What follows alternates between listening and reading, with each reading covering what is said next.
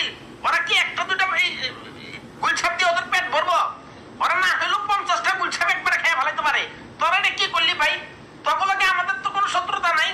একটা কথা ডাইরেক্ট বলে দেই, শোন, এই যে আমার লগে তিরিং বিরিং করছ, আম করে ফাঁসাই দিছ, আমরা আন্তর্জাতিক ট্রাইব্যুনালে এটা নিয়ে বিচার চামু। তোরা কি কারণে আমি গুলছাপ আমার পদবি চেঞ্জ করে আমার মনে ফেলেছ ঠান্ডা, তাই না? এর বিচার আমি চামু, বিচার করবো। মনে রাখিস, আরেকটা কথা বলি, অতিরিক্ত বাড়াবাড়ি কিন্তু ভালো না। যদি বেশি বাড়াবাড়ি করস, এই যে কি এই শাহবাগে চলতেছে না, হ্যাঁ, চেয়েছিলাম হিস্সা হয়ে গেলাম বেশ্যা, এইরকম আন্দোলন শুরু করে দিব। আমাদের গোটা পরিবার জাতি আমরা এক আছি। এদেরকে নিয়ে যদি প্রয়োজনে আমাদের শাহবাগে সাহা ম্যাগি নুডলস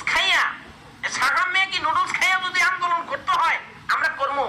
চেয়েছিলাম হিস্সা হয়ে গেলাম বেশ্যা, এইরকম আন্দোলন চলতে পারে। আর আমি হইলাম গুলহাব হয়ে গেলাম ঠান্ডা, এটা হইতে পারে না। এই বেটা তোরা এরকম করলি কেন? আগে বেটা তোর আগেই তো ভালো আছিলাম। তোরা এখনই যে কথা নেই বার্তা নেই, হুট করে আমার বানায় ফেলাস কি এ ঠান্ডা, তোরা বানায় ফেলাস তোর মুসলিম মধু, তোরা বানায় ফেলাস কি কাটাল রে গোস্ত। ওই তোদের ঘরে কি মা বোন নেই? ভাই কি রে, তোর ঘরে কি মা বোন আছে? হ্যাঁ, তোরা এই যে দেখলি যে 2 দিন আগে কি হইলো, মামুল্লাহর কি একটা বিতিক মারামারি কাটাকাটি লাগছে না? বাবু একটা গুলহাব না, সরি, ওদের একটা ঠান্ডা বানায় দিতি, ওদের দুইটারই ঠান্ডা বানায় দিতি। কফিলের ছেলে এসে ধরে খেয়ে ফেলাই বসে ঝামেলা শেষ, সোশ্যাল মিডিয়া নিরাপদ, কিন্তু সেটা খরচ নাই। তোরা লাগছত কি একটা নিরহ প্রাণী, আমরা ভাই বনে জঙ্গলে ঘুরে ঘুরে এর খুব খোয়ার থেকে একটা মুরগি হয়তো কামড় দেখাই, এটু কি আমাদের অপরাধ? একটা মুরগি খেয়ে ফেলাই, কিন্তু আমরা তো কারো বাড়াবাতো ছাই দিই না।